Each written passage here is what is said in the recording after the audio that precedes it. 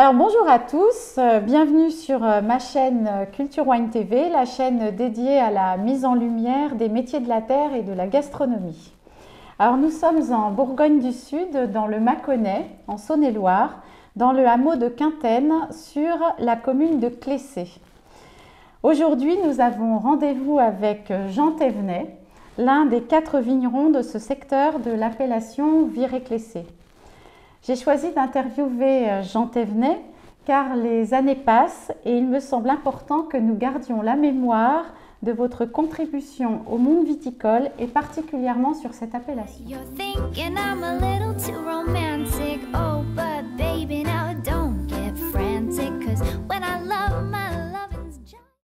Monsieur Thévenet, depuis quand cultive-t-on la vigne dans votre famille et quel est votre parcours? Mon plus vieux document, début 15e. Ah oui, quand même. Oui, quand même. Au départ, donc le nom d'origine, c'est Gilet. Et on était vigneron et tailleur de pierre. Ah. La taille de la pierre a quitté la famille début 20e. Et c'était à cet emplacement ici, oui. Déjà? Oui, oui. D'accord. Ah oui, donc c'est pas nouveau. Le quartier s'appelle le quartier Gilet. Voilà. D'où le domaine Émilien Gilet. Oui, vous avez tout compris. Okay. Alors, en précision, vos domaines, on a le domaine de la Bongrand et le domaine Émilien Gilet. Ben, vous avez dans le domaine de la Bongrand 2 cuvées, une cuvée Bongrand et une cuvée Gilet. Voilà. Bien. Mais on est bien sur un seul... On est sur un seul domaine, en fait. On est sur un seul domaine. Et puis, votre parcours, qu'est-ce que vous avez fait avant de devenir vigneron et qu'est-ce qui vous a amené jusqu'ici? Alors, le régime scolaire ne me plaisait pas trop. J'étais très attaché au métier de mon père, qui m'a fortement découragé de faire ce métier, qui à l'époque, il faut le reconnaître, était un métier de crève-la-faim. Vous avez commencé en quelle année? Officiellement en 72. D'accord. J'avais commencé de travailler à l'âge de 16 ans, donc 62. Et vous êtes allé faire... où est-ce que vous avez fait Alors, vos classes? Je n'ai pas fait grand-chose. Je suis sorti du collège avec un BEPC. Je n'ai pas fait d'école agricole ou viticole. J'ai intégré l'exploitation et je me suis formé sur le tas. Et j'ai pu rencontrer quelques personnes qui m'ont appris énormément de choses. Entre autres, j'ai fait aussi un stage dont je garde un très bon souvenir à la station œnologique de Beaune. Après, j'ai rencontré de grands personnages, dont un qui était Jules Chauvet, qui m'a expliqué pas mal de choses. Voilà. Tout s'explique. Et puis après, il faut travailler, il faut tasser. Alors, je regrette de ne pas avoir à retardement. Bon, la microbiologie m'aurait intéressé, mais bon. À quel moment vous avez décidé de devenir vigneron? Est-ce que c'est depuis votre enfance? Oui, depuis l'âge de 13 ans à peu près. Ah oui. Vous n'avez pas d'autres rêves? Non, pas d'autres rêves. Pas d'autres rêves à ce moment-là? À cette époque-là. À cette époque-là. Lors du classement au niveau village de l'appellation Viré-Clessay, qui avant était une appellation régionale, dans la pyramide des vins de Bourgogne, dans la fin des années 90, ça doit être 1999, le classement officiel. 98, pardon. 98. L'INAO a voté l'exclusion de vos vins de l'appellation. Alors, de célèbres journalistes du vin, français ou étrangers, vous ont tour à tour défini comme le maître de Mâcon, un incompris, un idéaliste, un Don Quichotte. Alors, peut-on revenir un peu sur cette période de votre vie professionnelle? Oui, volontiers. Vous savez beaucoup de choses, j'ai l'impression, plus que moi. Il y a un règlement qui ne me convenait pas.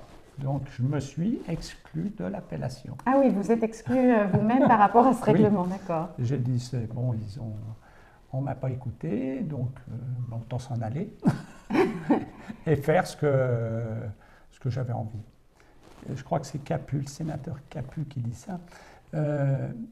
Une appellation, c'est la reconnaissance d'un terroir et la reconnaissance des usages.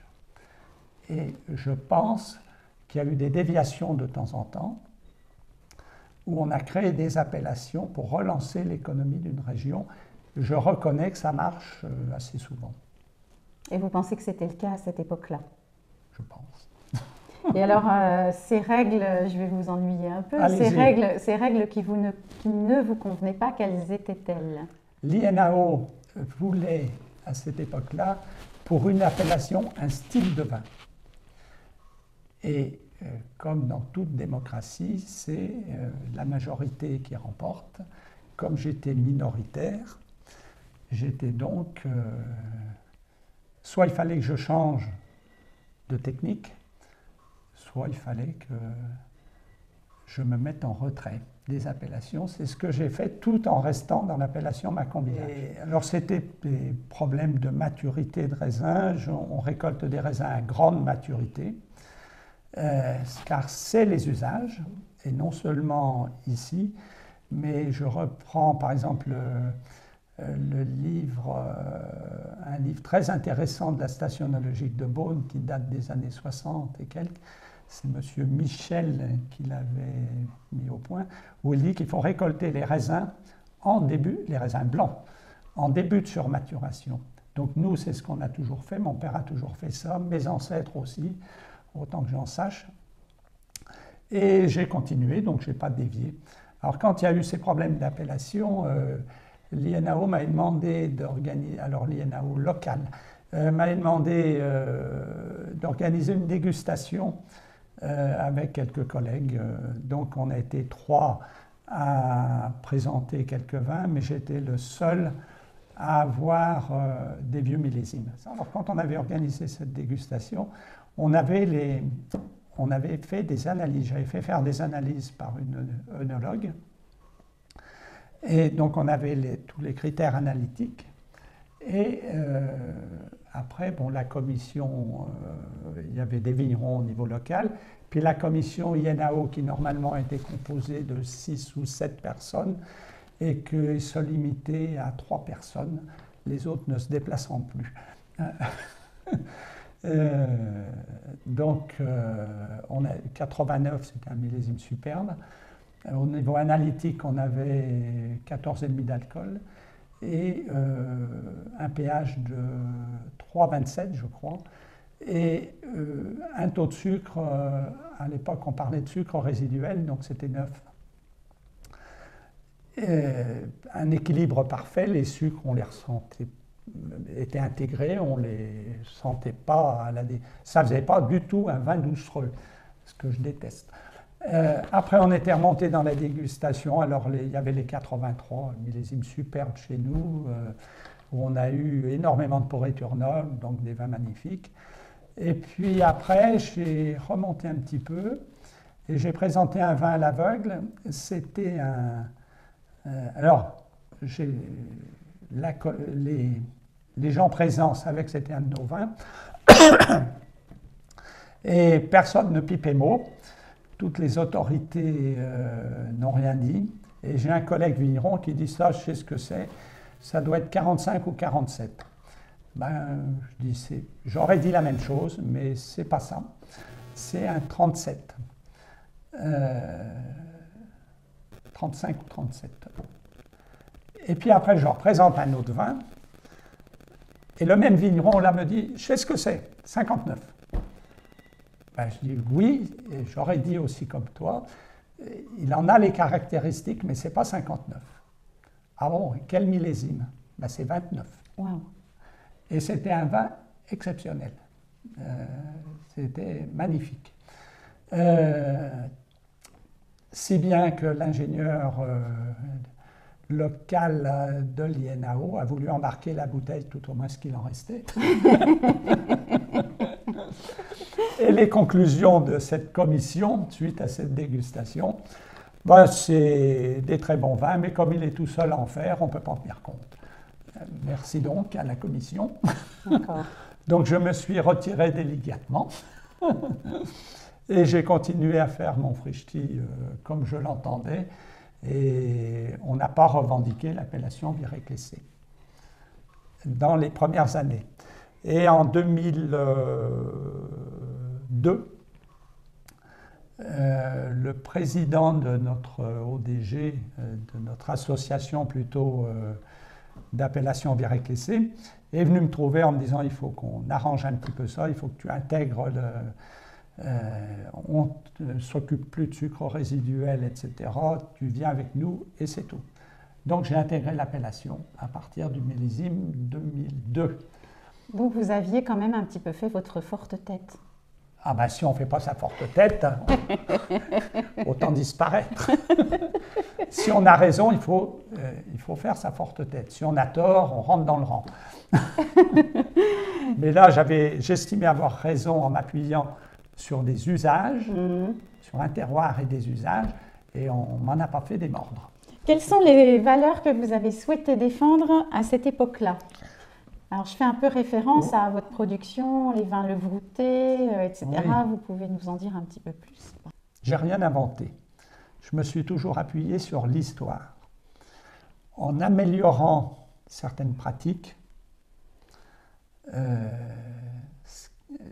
avec l'évolution de l'œnologie, on peut comprendre beaucoup mieux ce qui se passe dans un vin. Avec ma rencontre avec Chauvet, c'était pareil. J'ai découvert que le vin, ce n'était pas que de l'alcool et un peu d'acide et un peu de sucre. Ce n'était pas ça. C'est profiter de tout un tas de choses qui se passent au cours de la fermentation et de les sauvegarder. Et notamment, c'était pour lui, il y a l'écologie des levures. Et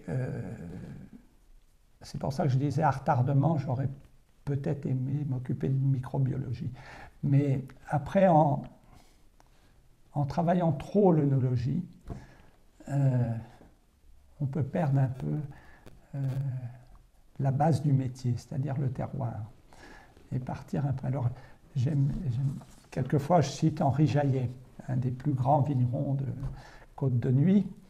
On se connaissait bien, et puis on avait des liens un petit peu parce que j'ai appris sur le tard, c'est lui qui me l'a dit, que c'est mon grand-oncle qui les a mariés. Mais il m'a dit, ton grand-oncle, il n'était pas devant la table. Je dis, ça, je veux bien le croire. Mais Henri, j'en garde un très très bon souvenir. Et Henri Jaillet m'avait dit un jour, il dit, quand je suis revenu sur le domaine familial, il dit, j'ai pris mes diplômes, je les ai mis en haut de l'armoire et je les ai plus touchés, sauf quand il y avait un problème, là je les ressortais. Donc c'était une image. Mais il faut savoir un peu ce qui se passe dans le vin, donc ça a été un peu ma passion. Et on a toujours utilisé les levures indigènes, les levures, les bactéries aussi malolactiques, celles qui se trouvaient dans le milieu. Par contre, j'ai appris à contrôler ce qui se passait. Donc, quand on vinifie du vin, on rentre des raisins, on presse, donc là, il y a toute une technique aussi. Et après, il faut contrôler, parce qu'on a très vite fait de faire du vinaigre. S'il y a un problème, et c'est bien beau de dire, j'ai connu un vigneron, qui était ingénieur agro-œnologue, lui disait, je mets tout dans des cuves, il faisait des rouges dans le sud de la France, je mets dans des cuves, si à la fin il y en a une qui est piquée, c'est la distillerie. Bon. Moi, je n'envisageais pas mon métier comme ça. Vous sentez plus une âme d'œnologue, entre guillemets, enfin vous êtes plus axé sur faire le vin ou plus sur la vigne? Pour vous, c'est un ensemble indissociable dans votre vie? Au départ de mon activité, ce qui m'intéressait, c'était de faire le vin et de le vendre. Et puis petit à petit, en vieillissant, il n'y a pas la base du métier, c'est la vigne, le terroir. Et le reste, on y arrive, mais surtout pas plonger dans des méthodes industrielles, à mon sens. Et alors justement, dans les valeurs que vous avez défendues à cette époque-là, on a le vin levrouté. Alors, est-ce que vous pouvez nous expliquer ce que c'est que le vin levrouté? Parce que je ne pense pas que ce soit un mot très répandu en dehors du secteur et du Mâconnais. Oui, surtout de Clessé, parce que c'est attaché à notre village. Les vins levroutés, c'est des raisins récoltés très mûrs, avec souvent, mais ce n'est pas une obligation, mais avec souvent un peu de pourriture noble. Le dernier que l'on ait fait, c'est 2017 et et 2018, il me semble qu'il y en a un petit peu aussi. Et puis ce qu'on a fait aussi, c'est les cuvées botrytisées, donc 100% de pourriture noble ou à peu près, on va dire 95, et là où on obtient des vins liquoreux. Donc le plus beau millésime que j'ai fait, c'était 83, et ensuite 94, c'était une splendeur. Puis il y a eu 2006, le dernier en date. Donc c'est ça qui vous a valu le fait, qui est un peu à la base de votre combat, c'est pouvoir défendre les caractéristiques de ces vins qui sont issus du terroir de Quintaine, qu'on ne trouve pas ailleurs, en Bourgogne. Oui. Mais en sachant, puisque je vous ai cité tout à l'heure un petit passage d'un livre de la station œnologique de Beaune, en Côte de Beaune, récoltons les raisins blancs en début de surmaturation. Oui. Donc il devrait y en avoir un petit peu plus qu'ici. Ici, on a toujours récolté des vins, mon père a toujours récolté des vins en début de surmaturation. Et alors le mot levrouté? Alors le mot levrouté, d'après notre historien local, vient de la couleur des baies. Les baies prennent souvent une teinte dorée, quelquefois un petit peu marron quand ça tend sur la pourriture noble. Et ça ressemble à la couleur du jeune lièvre, donc le levreau. Et toujours d'après cet historien qui s'appelait Violet, qui était un vieux vigneron. Au départ, ça doit être levrouté, c'est devenu levrouté. Bien. Alors, pensez-vous, qu'avez-vous obtenu à l'issue de ce combat?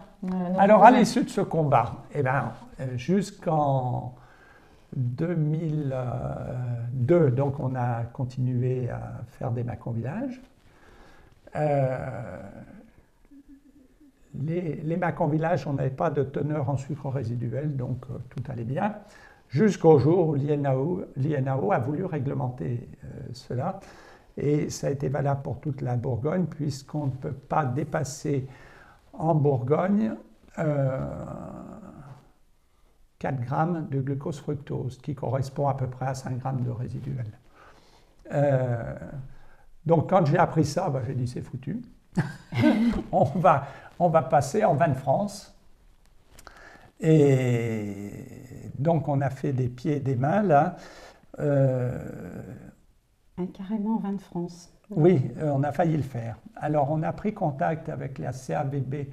On était deux dans l'appellation. On a dit, on est désolé, mais on va devoir quitter l'appellation s'il n'y a pas de réforme de notre appellation. Alors, on avait eu une période transitoire jusqu'en 2015. Mais il fallait qu'en 2015, il y ait quelque chose de fait. Donc là, l'INAO nous a délégué un personnage qui est venu enquêter sur place et qui était très intéressant, qui a très bien compris ce qu'on faisait, ce qu'on voulait et qui a très bien compris notre respect du terroir et des usages. On a organisé plusieurs dégustations où on a remonté dans les années pour montrer qu'il y avait un historique. Donc aujourd'hui, dans l'appellation Viré-Clessé, il y a 4 styles de vin. Il y en a où les vins peuvent être chaptalisés, etc., mais où il doit y avoir moins de, ou au maximum 4 grammes de glucose-fructose. Après, vous avez un vin, donc le premier a droit à on peut mettre grand vin de Bourgogne sur l'étiquette. Le deuxième, c'est souvent nos meilleures cuvées, où on est entre 4 et 8 grammes de glucose-fructose. Donc des raisins très très mûrs, souvent des degrés alcooliques qui tournent autour de 14 ou 14,5. Et puis, mais qui n'ont pas droit à l'appellation, on n'a pas le droit de mettre grand vin de Bourgogne, parce qu'on ne peut pas les déclasser en Bourgogne. Ah ben oui. Voilà, donc on a un truc spécifique à nous. Et ensuite, entre 8 et 18 grammes, je crois, de glucose-fructose, c'est les raisins levroutés. Donc levroutés, des raisins très mûrs, les conditions vendange manuelle, 15 degrés probables, et il peut y avoir des résiduels. Donc on s'en porte très bien et on vit avec ça depuis 2017. Et il n'y aurait pas eu ce changement d'appellation, on aurait fermé boutique ou on serait en vin de France. Et alors, pensez-vous qu'en 2024, ce soit un débat qui soit révolu? Ben, vous avez toujours des gens qui veulent révolutionner. Et par exemple, la grande mode, c'est d'avoir des premiers crus maintenant un peu partout. Et je crois qu'il y a une réglementation qui va sortir. Il ne faudra pas dépasser 4 grammes de glucose fructose sur ces premiers crus. Donc, nous, on n'aura jamais de premiers crus. Donc, ça recommence en fait. Oui, mais sur un niveau d'appellation supérieur. Alors, on s'en fiche un petit peu. On a fait notre trou, nos clients sont habitués. Bon. Alors, on n'est pas encore prêt à déguster des premiers crus de chez Thévenet. Ben, si la réglementation reste telle qu'elle est, il n'y en aura pas. D'accord. Mais c'est assez curieux ces histoires de fermentation parce que ces 2 dernières années, 22-23, eh bien on a 2 grammes de sucre, pas plus. Ah oui. 2 grammes de glucose fructose. Ne me demandez pas pourquoi, parce que je n'en sais rien. Mais c'est le mystère, c'est aussi tout le mystère du vin. Il faut un peu de mystère. Il faut un peu de mystère. Hein. Alors, vous seriez de nouveau jeune vigneron. Est-ce que vous seriez toujours ce Don Quichotte du vignoble? Oh, je pense. Oui. Si j'estime avoir raison, je pense. Bon. Et si on me démontre que j'ai tort, c'est-à-dire que je trahis mes ancêtres, je crois que je changerai de métier. Alors, vous êtes un défenseur acharné du terroir et de la qualité. Alors, quelle est selon vous votre définition du terroir et est-ce que vous estimez en faire partie et être un des éléments incontournables de ce terroir? Alors moi, personnellement, non, parce que le vigneron, il ne fait que passer, alors que le terroir, il reste. Et le vigneron, son rôle, c'est de bien cultiver ses vignes, de les respecter, de respecter le produit qui en découle. Quand je vous parlais d'Henri Jaillet tout à l'heure, je pense que c'est un des plus grands vignerons Côte de Nuit, au moins à mon avis, à mon humble avis. Mais c'est toujours le terroir qui reste. Le vigneron, il le disait, je crois, ne fait que passer. Mais imprime quand même un style pendant son époque. Mais... Il ne faut pas qu'il trahisse ses ancêtres. Par contre, il faut se servir de certains moyens technologiques qu'on ne connaissait pas autrefois. Et alors, la plus ancienne bouteille du domaine que vous ayez dégustée ou que... Alors, la plus ancienne que j'ai dégustée, 1906, qui était excellente, mais qui était un peu vieillissante. Alors, je l'ai dégustée, mon père vivait encore, donc dans les années 80, je pense. Et puis, la plus belle que j'ai vue, qui était en pleine forme, c'est donc ce 29, qui était d'une splendeur. Alors, en ayant confié les clés du domaine, ou des domaines, on va dire comme ça, à votre fils Gauthier, oui. Est-ce que ça vous laisse du temps pour réaliser d'autres passions? J'ai cru comprendre que vous aimiez l'art, l'histoire. Et est-ce que c'est difficile de lâcher les vignes et la cave? Alors, je m'étais toujours dit que je transmettrais avant d'être trop âgé. Parce que quand on est trop âgé, on s'attache, on croit qu'on est indispensable et on ne veut pas s'en aller. Et puis on décourage les jeunes. Donc j'ai transmis en 2000, je ne sais plus combien, 2007 ou 8 ou 9, je ne me rappelle plus exactement, mais il y a déjà pas mal de temps, ou peut-être même un peu plus. J'ai transmis à mon fils, Gauthier. Ça se passe très bien.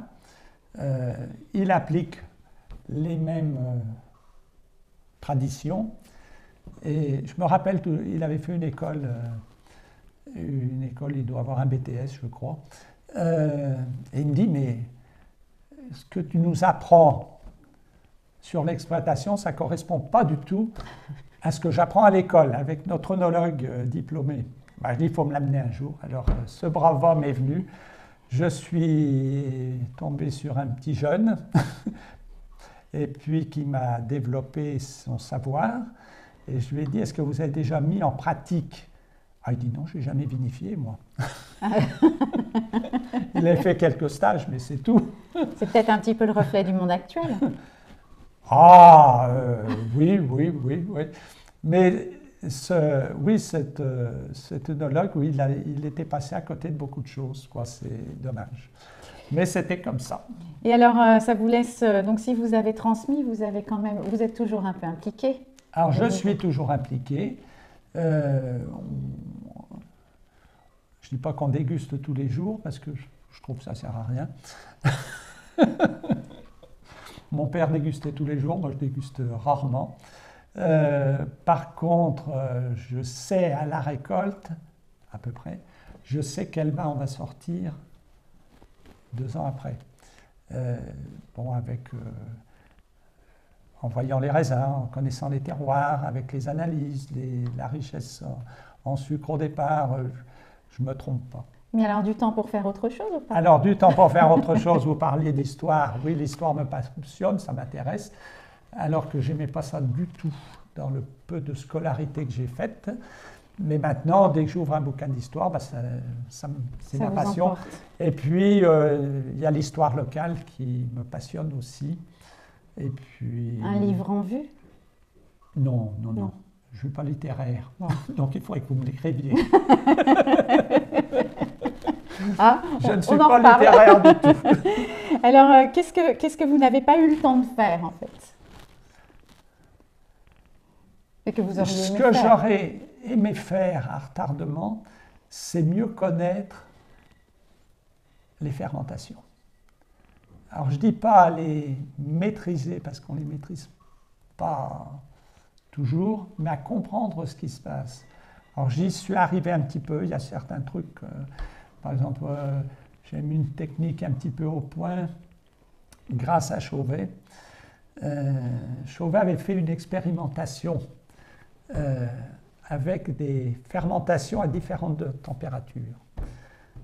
Et il disait, il avait fait fermenter des vins entre 10 et 15 degrés, entre 15 et 18, et puis sans limitation, donc ça montait jusqu'à 30, à quelque chose près. Hein.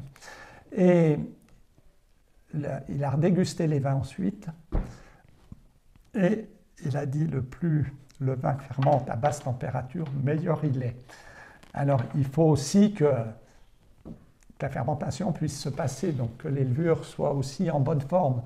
Mais si elles sont élevées à basse température, il disait, on a une fermentation aromatique. Tandis qu'à température beaucoup plus haute, on a une fermentation alcoolique, mais sans production d'arôme. Mais on en revient toujours au point de départ. Pour vous, c'est le mystère de la fermentation, c'est oui. votre passion en fait. Oui, j'aurais aimé mieux comprendre ce qui se passe là-dedans. Alors maintenant, il y a des gens qui ont fait des études autres que les miennes et qui comprennent un petit peu mieux. Mais je suis toujours déçu, et je me rappelle d'une réunion qui s'était passée à Beaune il y a de nombreuses années, quand j'étais beaucoup plus jeune. Et ça suivait un millésime qui était extrêmement difficile, je ne me rappelle plus lequel c'était.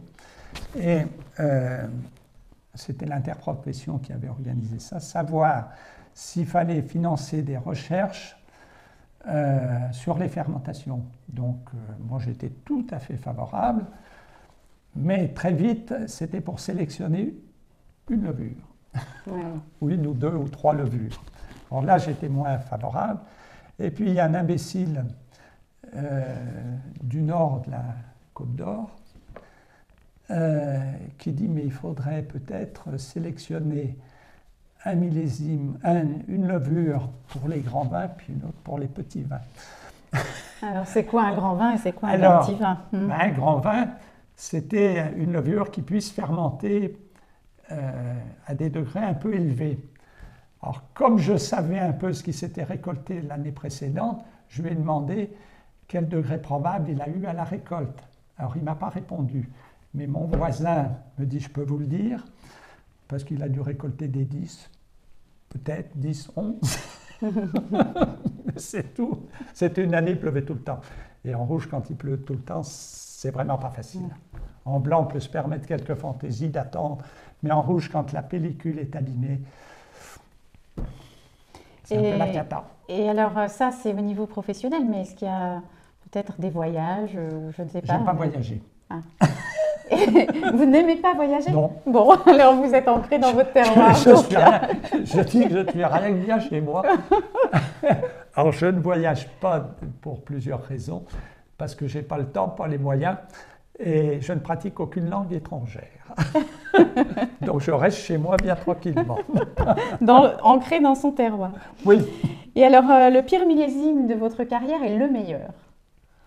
Et là, vous m'embêtez, parce que j'ai toujours tendance à préférer le dernier né. C'est un peu comme une mère.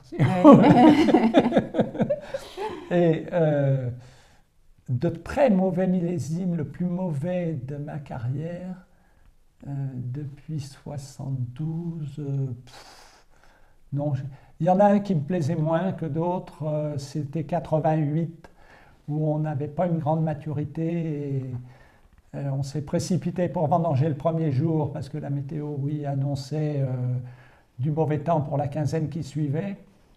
On a vendangé sous la pluie, chose qu'on ne fait jamais, et ça a été le seul jour de pluie cette année-là. Mais on partait avec des raisins pas très mûrs, donc c'est une année un peu compliquée. C'est pas celle que je préfère, mais après vous avez eu 2007, 2007-2008, mais où il y avait souvent une acidité marquée. Chez nous, on a pu attendre pour vendanger. Ça a été des très bons millésimes. Je ne dis pas très très grands, ce n'est pas des 29, mais des bons millésimes. Alors, Monsieur Thévenet, oui. Qu'est-ce que vous aimeriez délivrer comme message aux générations futures, ou si quelqu'un écoute ou regarde cette vidéo dans 30 ans? Ce que j'aimerais,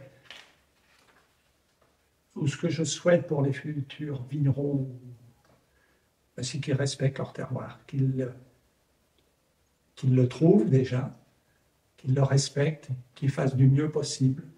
On n'est pas tous d'accord, bon, il peut y avoir des contradictions, mais la base du métier, c'est la vigne, c'est le terroir. Le reste, c'est un peu secondaire. Par contre, ne pas faire croire aux gens qu'un vin est bon quand il est taré. Et alors, qu'est-ce que vous voudriez que l'on retienne de vous? Pas grand-chose parce que ça serait prétentieux. Mais comme un gars qui a voulu bien faire et qui a défendu son point de vue parce qu'il estimait avoir raison. Bien. Alors, merci, Monsieur Thévenet, d'avoir partagé ce moment ensemble. Et puis, j'invite ceux qui écouteront cette interview à avoir la curiosité de déguster les vins du domaine de l'Avon-Grand et Émilien Gillet, qui ont vraiment une particularité et un caractère qui vous correspondent bien. Vous êtes bien aimable. Et puis, si cette interview vous a plu, n'hésitez pas à partager cette vidéo, à vous abonner à ma chaîne afin de faire grandir son audience et me permettre d'en réaliser plein d'autres. Ce serait bien. Voilà, et retrouvez également cette interview en podcast et vous aurez toutes les informations en dessous. Et puis également les informations du domaine pour venir déguster et acheter vos vins pour mettre dans sa cave. Ils seront les bienvenus. Merci beaucoup. You're thinking I'm a little too romantic. Oh, but baby,